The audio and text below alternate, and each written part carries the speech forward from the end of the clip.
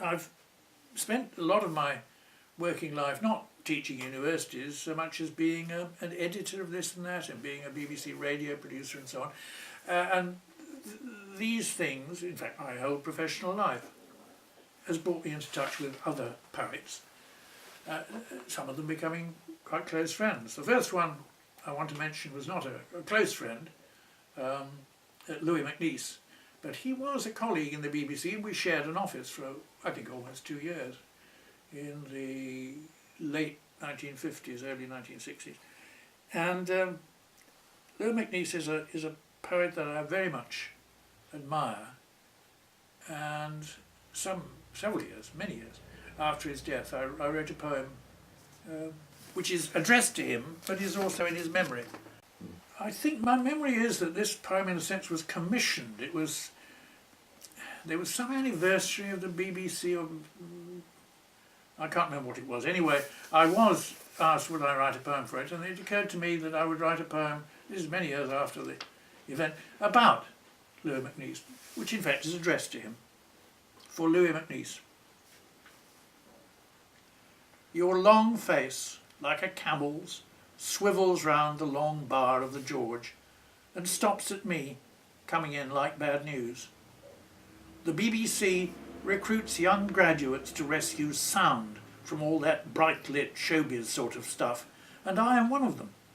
Arrived too late for the golden age, the exact date, October '57, though enough remains like a penumbra of great days to sanctify our efforts.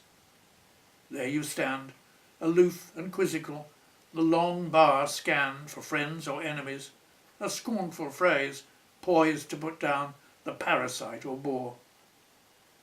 But underneath that mask, a lonely man looks out, lugubrious comedian or elegiac dandy, more and more driven into the corners of yourself.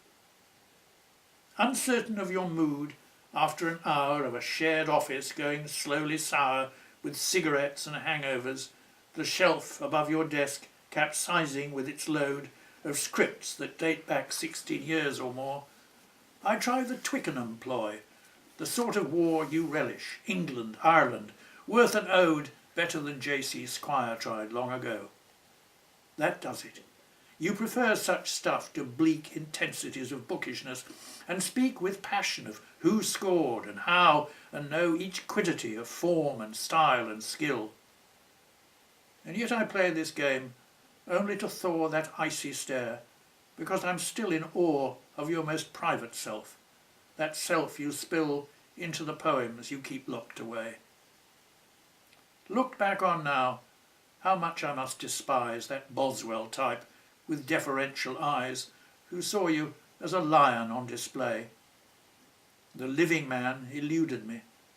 Though praise bitten out from those pursed, laconic lips astonished me, dismissal could eclipse my universe for hours, even days. Now that you're dead, I read you and I hear your nasal, almost strangled voice recite poems you wrote in loneliness at night, far from the George and parasites and beer. My glum, prosaic homage comes too late, 10 years too late, for your embarrassment.